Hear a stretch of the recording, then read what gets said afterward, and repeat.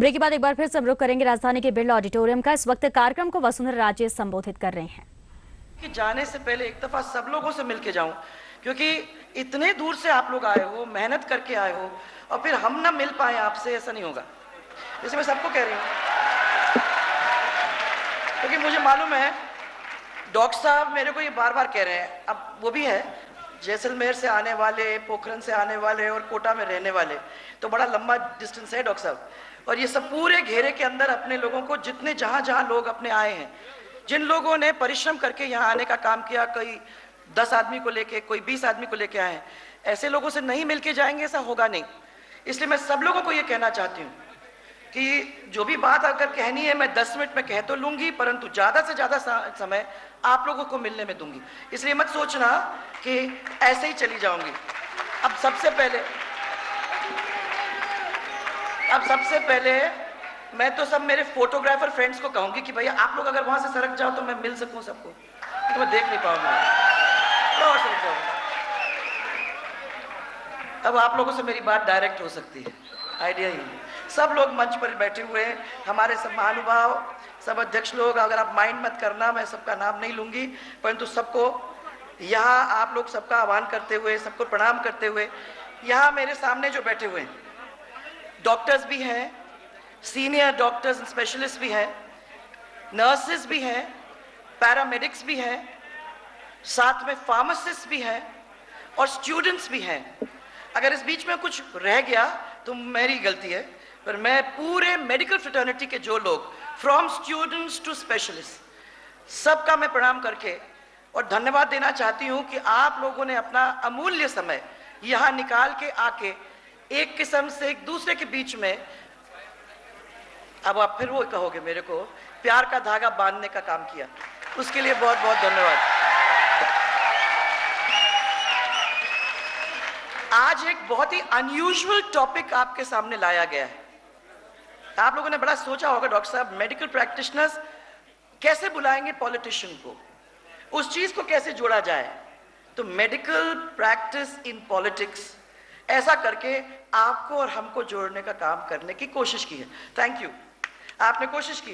तो मैं कह रही हूँ हमारा तो बहुत पुराना रिश्ता है, किसी डॉक्टर के बिना कोई भी व्यक्ति आजकल चल नहीं सकता है।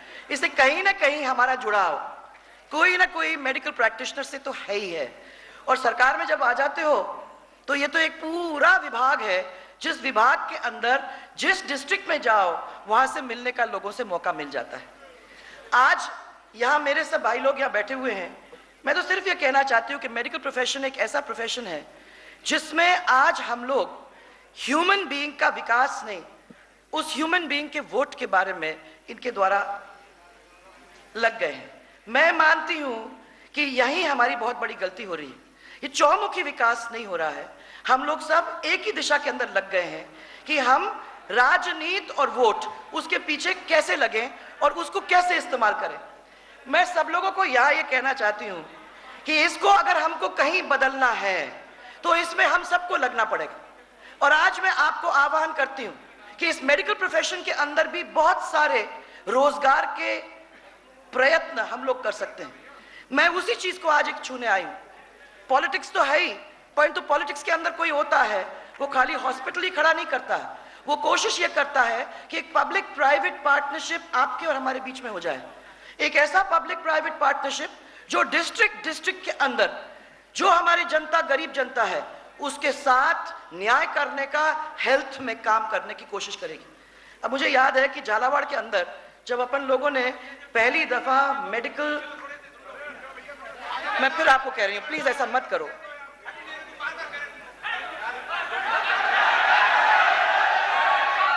क्यों करते हो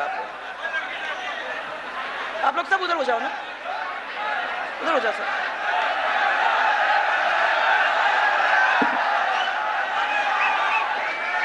फोटोग्राफर्स अब आ जाओ इधर सब। हम लोगों को कुछ कुछ ड्यूटीज भी है तो ऑब्लिगेशंस भी हैं, और इसलिए मैं कह रही हूं, मैंने इनको अपनी ड्यूटी के बारे में बता दिया, हमारी ऑब्लिगेशन के बारे में बता दिया। फोटोग्राफर भाइयों नाराज मत हो प्लीज।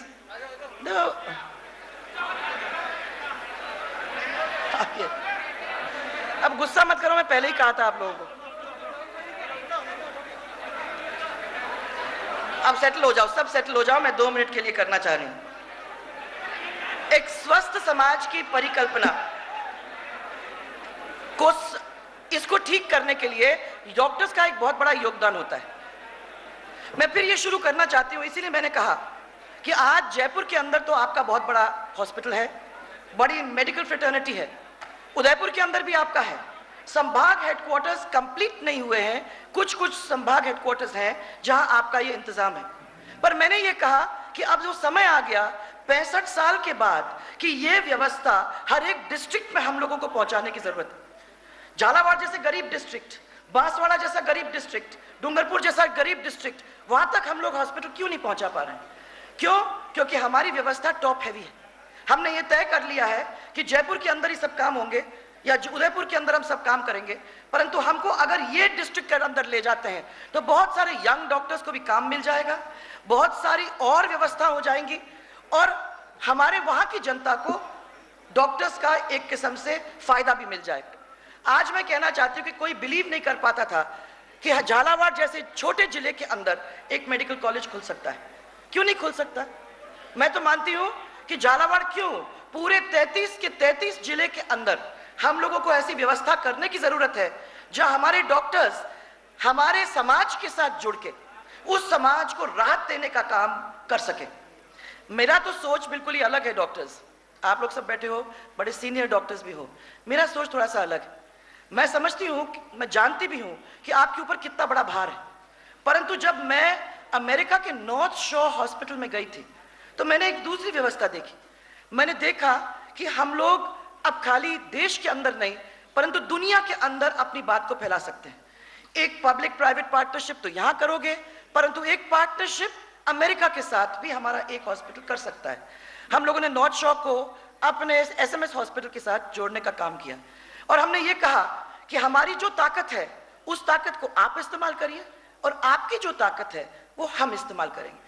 हमारी ताकत है मैन पावर। इस मैन पावर को किस तरीके से हम मजबूत कर सकते हैं? नर्सेस को पढ़ा लिखा के उनको नर्सेस माने उस लेवल तक हम ले आए और फर्दर ट्रेनिंग करने के लिए अगर आप लोग अपने अस्पतालों में उसको ले जाते हो तो हम आपके साथ एक करार करके इसका इंतजाम करें कि हमारी नर्सेस अमेरिका में जाके वो काम कर सकें जो अभी शॉर्टेज की वजह से आपको नहीं मिल रहा है। ये काम हम लोगों के साथ हुआ। हमारी नर्सेस जा सकती हैं अमेरिका में, जाके वहां काम कर सकती हैं। वहां के डॉक्टर्स यहाँ आ सकते हैं और वहां के स्पेशलिस्ट हमारे स्पेशलिस्ट को सिखा सकते हैं। वहां के स्पेशलिस्ट डॉक्टर्स ने मेरे को ये कहा कि हम वहां आने को तैयार हैं, हम क्लासेस लेने को तैयार हैं, आपके यंगस्टर्स को यहाँ आने की जरूरत नहीं होगी, हम ही जाएंगे, आपके डिस्ट्रिक्ट्स के अंदर भी जाएंगे, आपके मेन एरियाज के अंदर भी जाएंगे, आपके क्षेत्र के अंदर सिखाने की पूरी कोशिश करेंगे।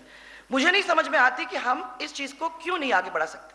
इसके साथ साथ अगर हमने रिसर्च किया तो रिसर्च के इंजन्स जो होते हैं उसके अंदर कितने सारे स्टूडेंट्स फिर हमारे इन्वॉल्व हो सकते हैं। मैंने सब लोगों को यही कहा कि स्टेम सेल रिसर्च जयपुर के अंदर और राजस्थान के अंदर एक नए सिरे से चालू हुआ। मैं समझती हूँ कि बहुत स्टेट्स के अंदर स्टेम सेल रिसर्च नहीं हो रहा है, ये राजस्थान के अंदर हो रहा है और राजस्थान के अंदर इतने छोटे से चलते चलते आज आपका स्टेम सेल रिसर्च काफी आगे बढ़ गया है, लोग उसकी तरफ देखने लगे।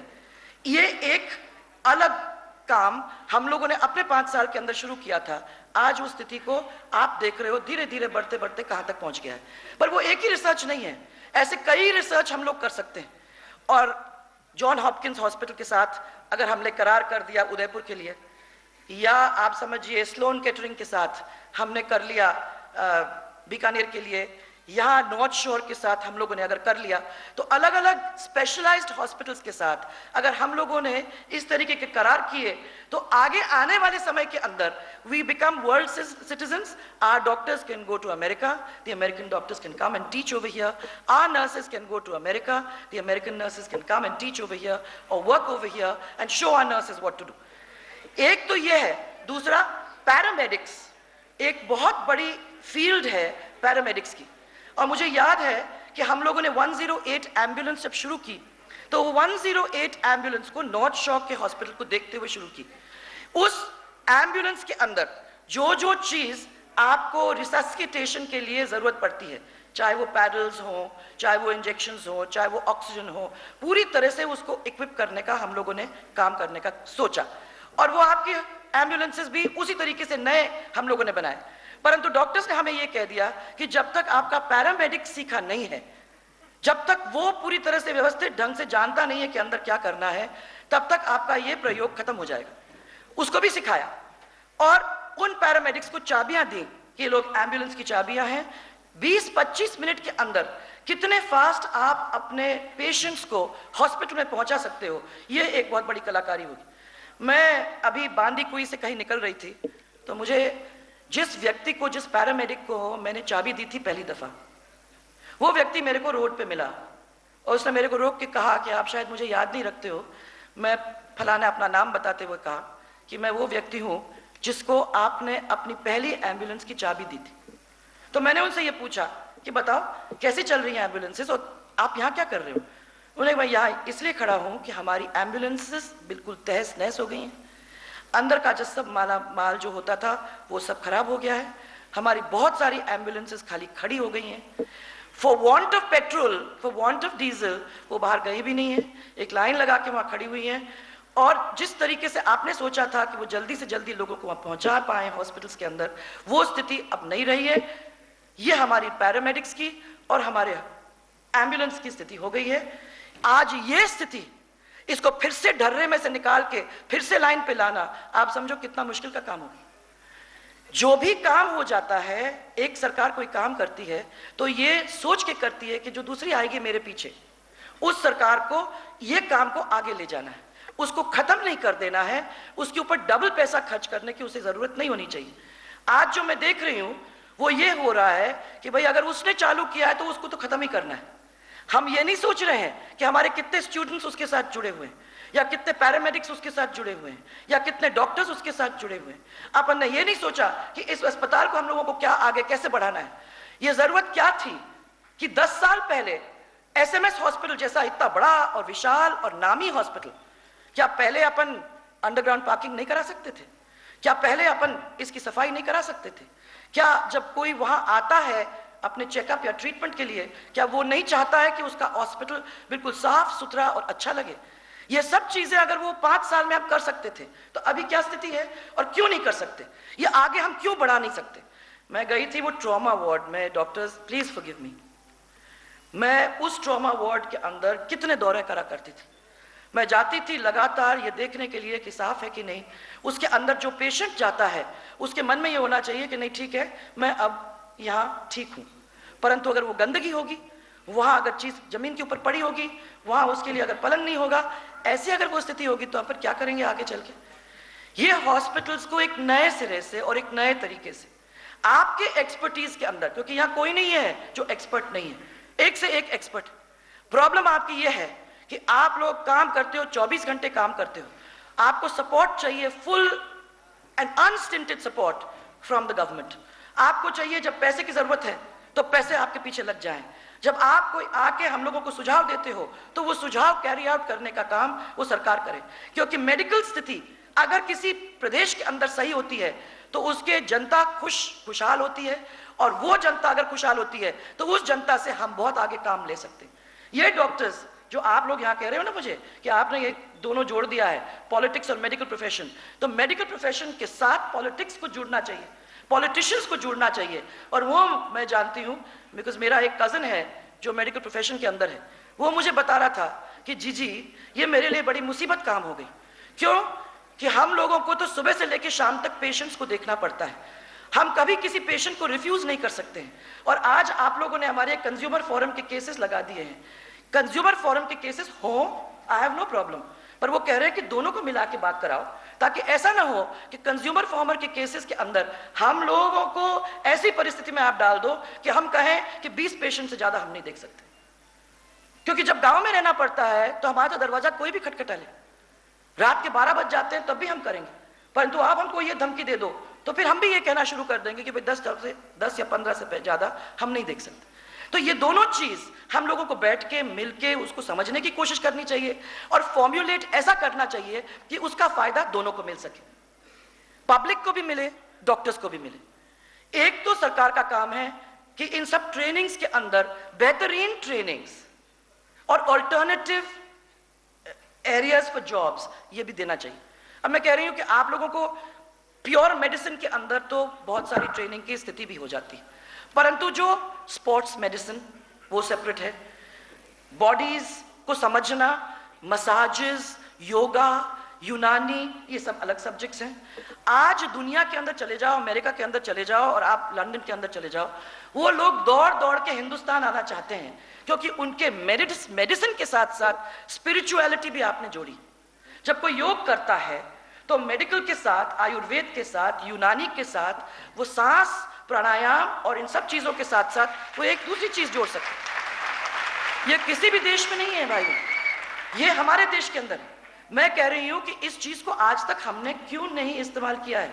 बार बार कहती हूं, पिछले बार भी हम लोगों ने कहा था कि इस हॉस्पिटल को अपन ठीक कर दें, फिर एक नया इंतजाम करें, जिस नए इंतजाम के साथ प्रिवेंटिव मेडिसिन, क्योंकि आज डायबिटीज के लिए आप प्रिवेंशन कर सकते हो, आज कैंसर के लिए आप प्रिवेंशन कर सकते हो, आज हार्ट डिजीज के लिए आप प्रिवेंशन कर सकते हो। एक नई लाइन है जो ये आपको सिखाती है, nutrition, sports medicine, massage, yoga, ये सब चीजें आपकी हैं जो एकदम ही अलग लाइन में जाती हैं। इसके ऊपर अपने को स्कूल्स देने की जरूरत है, इसके ऊपर परिश्रम करके एक्सपर्ट्स को यहां लाने की जरूरत है, इसके लिए कैंपसेस तैयार करने की जरूरत है।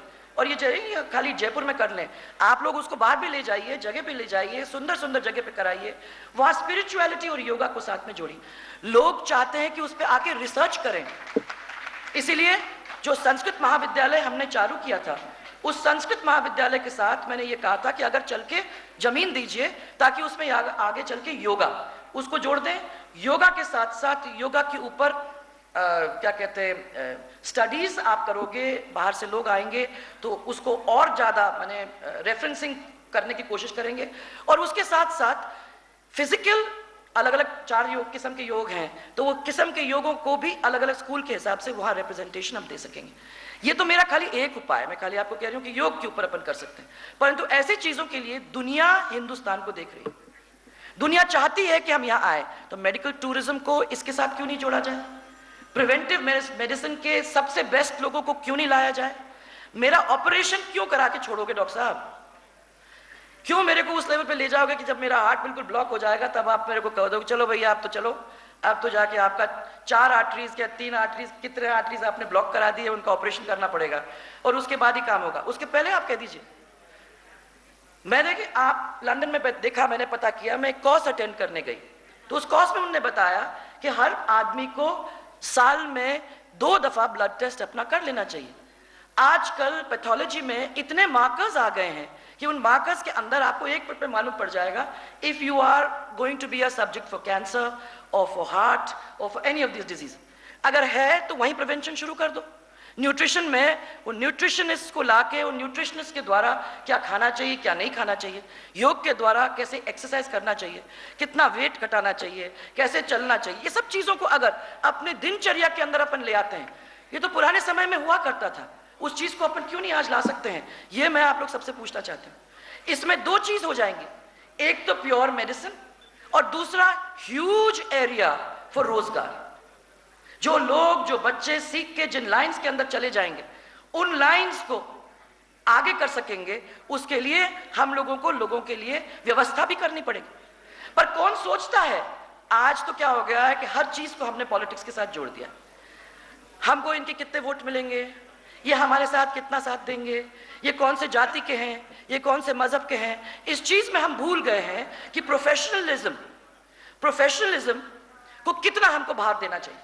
जो लोग हमारे प्रोफेशनल हो जाते हैं, जो लोगों को पढ़ा लिखा के हम मजबूत कर देते हैं, वो ही हमारे प्रदेश को आगे चला सकते हैं। अगर बिना पढ़े लिखे, बिना रोजगार दिए हम अपने बच्चों को सड़क पे छोड़। नमस्कार, ईटीवी न्यूज में आपका स्वागत है। मैं हूं नारायण श्रीवास्तव। आइए सीधा रुख करते हैं बिरला ऑडिटोरियम का, जहां वसुंधरा राजे एक कार्यक्रम में शिरकत कर रही। बात भी सही है कि हमारा ये कभी कभी हम कर लेते हैं, परंतु कभी कभी आप लोग भी ऐसा पॉलिटिक्स कर देते हो जिसकी वजह से हमारा भी नुकसान हो जाता है। तो दोनों तरफ से मैंने दोनों तरफ से रखा है।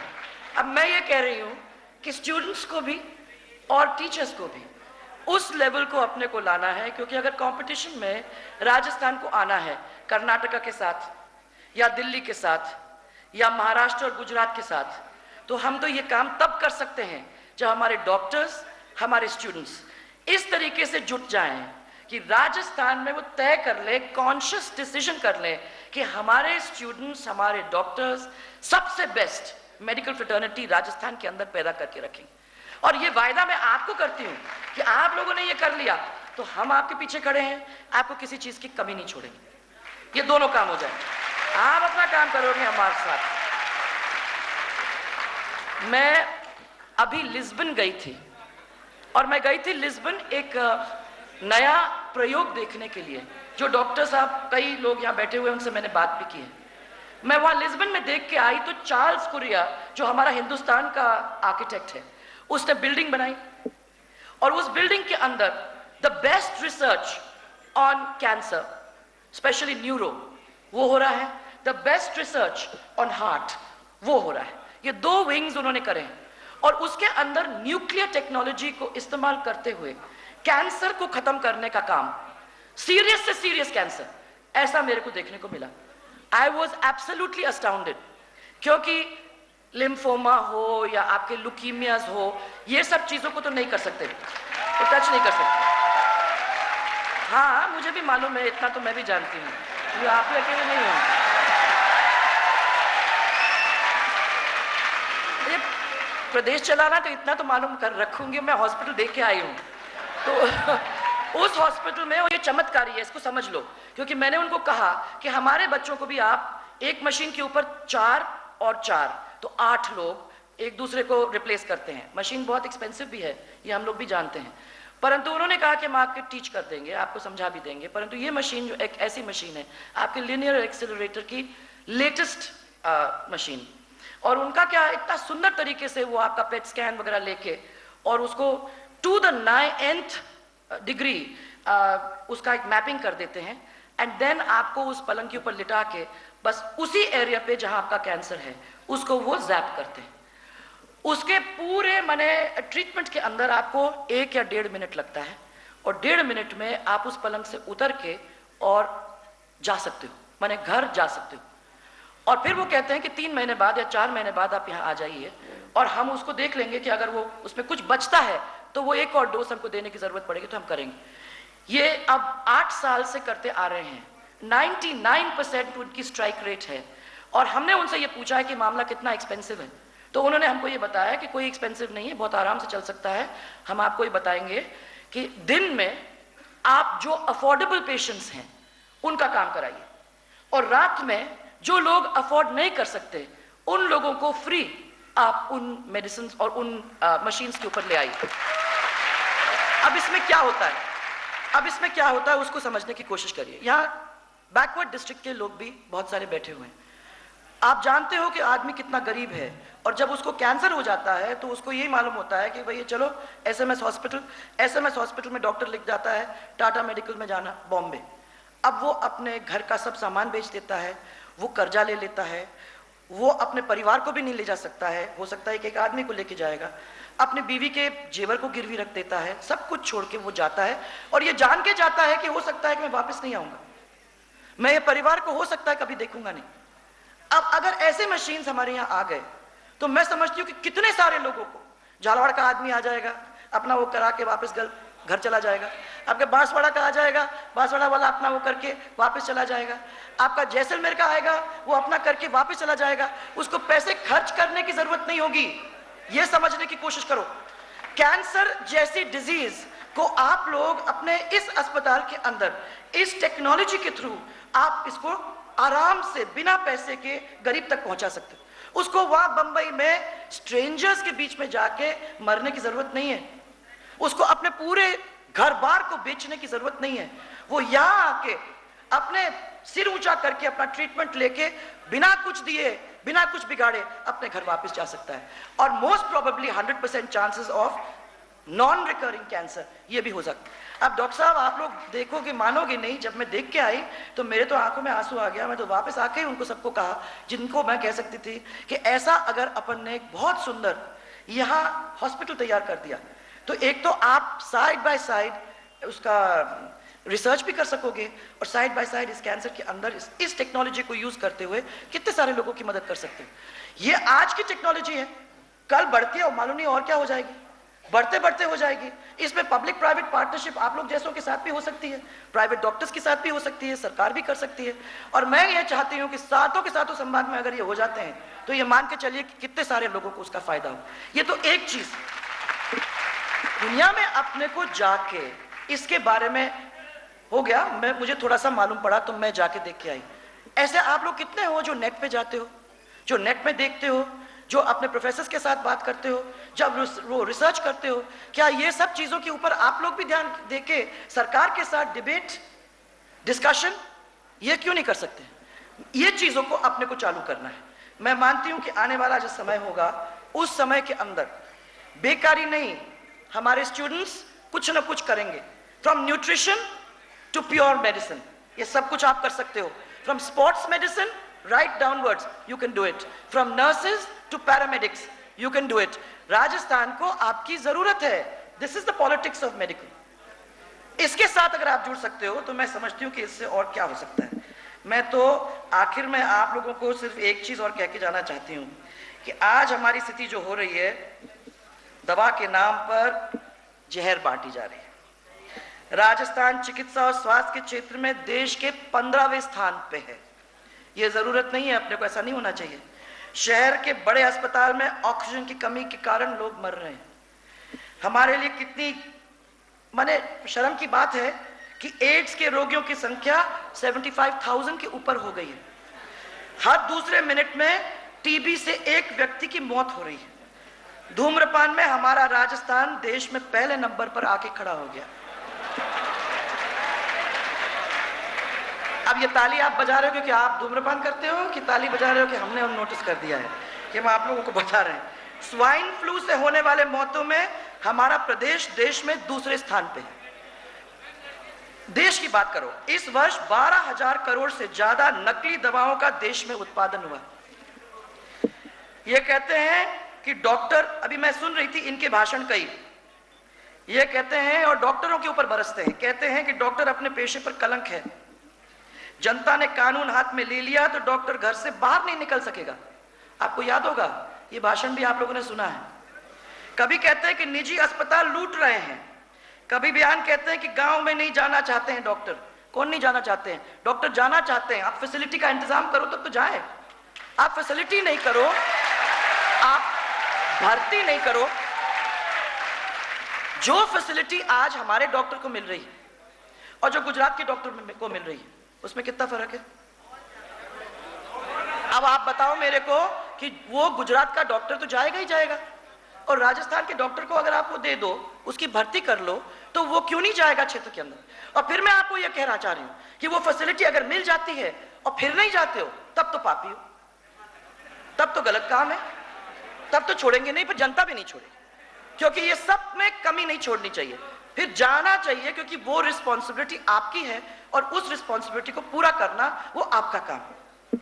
मैंने ये कहा, मैं देख रही थी कि क्या क्या नहीं हुआ। आपका ये मुफ्त दवा, मैं 181 मीटिंग्स करके आई पूरे प्रदेश के अंदर।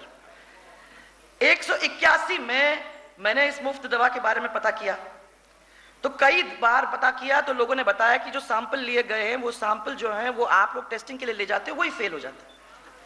जब मैं झुंझुनू गई थी तो मेरे को कलेक्टर ने रेड लगाई थी वहां, तो उस रेड के अंदर ये पता किया कि एंटीबायोटिक इंजेक्शन के अंदर कांच के टुकड़े घुसते कैसे हैं, क्या होता है, कैसे होता है, मुझे समझ में नहीं आता कैसा काम करते हैं। बस मैंने सोच से बाहर है। जीवन रक्षक जैसे इंजेक्शन नकली, एक्सपायरी डेट की दवाई बांटी जा रही है और सरकार कह रही है कि भाई हम तो बहुत अच्छा काम कर रहे हैं मेडिकल में, सब लोगों को दवाई पहुंचा रहे हैं, सब लोगों को मुफ्त जांच करा रहे हैं, सब लोगों को फ्री मेडिसिन दे रहे हैं।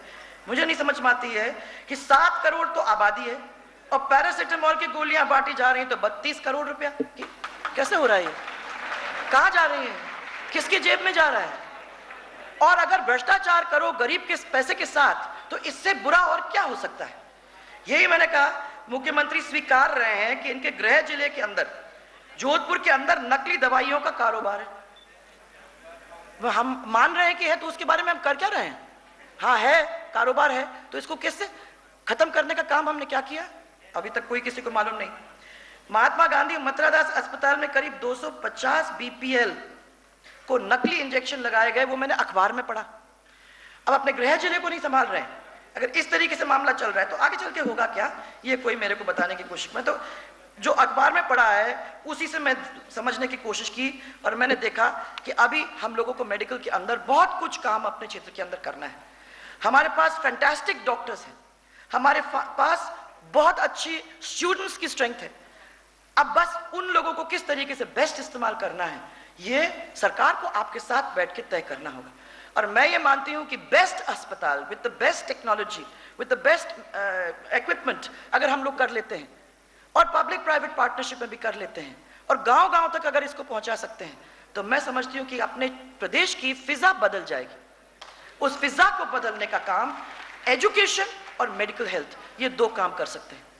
और मैं आप लोग सबको ये विश्वास दिलाना चाहती हूँ कि अपने को मौका मिलेगा तो आप जो यहाँ बैठे हुए हैं और आज आगे चल के हमारे प्रदेश को संभालने वाले लोग आप लोग होंगे, आप वहाँ से लेके यहाँ तक सब लोगों का इन्वॉल्वमेंट उसमें होगा, सबकी रिस्पॉन्सिबिलिटी होगी।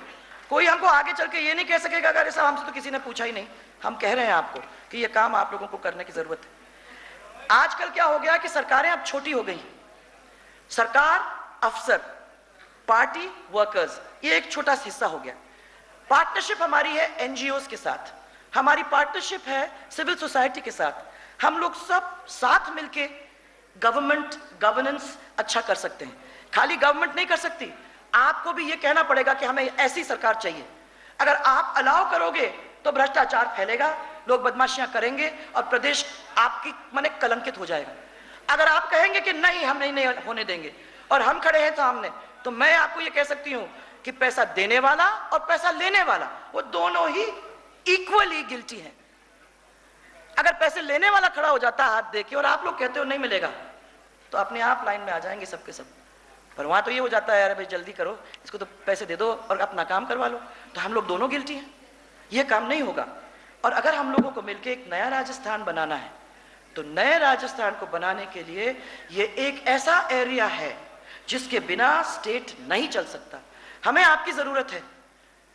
आपको याद होगा जब देश आजाद हुआ तो युवाओं ने उसको किया, ऐसे टाइम में युवाओं ने किया। जब हम लोग इतिहास का पन्ना बदलने की तैयारी में हैं, तो उसके समय भी आप लोगों को आगे आगे चलना पड़ेगा। ये रिस्पॉन्सिबिलिटी आपको लेनी पड़ेगी। अकेले एक व्यक्ति नहीं कर सकता है। मैं कितना भी कोशिश करूं, अकेले मैं नहीं कर पाऊंगी। ये सेना होगी और आप लोग होंगे रास्ता दिखाने के लिए और आशीर्वाद देने के लिए। तो मैं विश्वास कर सकती हूँ कि राजस्थान के अंदर एक बहुत बड़ा बदलाव आएगा। बस इतना ही है कि आपको हिम्मत है क्या उस बदलाव लाने के लिए? है क्या? मैं करने को तैयार हूं अगर आप करने को तैयार हैं। मुझे चाहिए है, मुझे ऐसी सरकार नहीं चलानी है जो 4.5 साल कुंभकर्ण की नींद ले और आखिरी 4 महीने के अंदर एक भागा दौड़ी करे कि भाई आपके वोट हमको मिल जाए। हमें चाहिए 5 महीने की नहीं, 5 साल की सरकार। हम वो देने को तैयार है। क्या आप उसको लेने को तैयार हो? तो फिर हम काम करेंगे, मिलके काम करेंगे और इस मेडिकल डिपार्टमेंट को अपन एक नए सिरे से लगाने का कोशिश करेंगे। क्या doctors? Yes yes, all my professor doctors, all the specialist doctors जो भी यहाँ हुए हैं। Doctor Renu, where are you? Where are you? So all of you, I want everybody to promise to feel within yourself, I can't do this alone. We all have to do it. If you're ready, I am. I thank you all very much. सबको बहुत बहुत धन्यवाद देना चाहती हूँ कि सब लोगों ने आज आके अपने एक डिस्ट्रिक्ट की बात यहाँ रखी। सब आए, एक डिस्ट्रिक्ट से आए। And to all you professors, let us start it today. Thank you very much.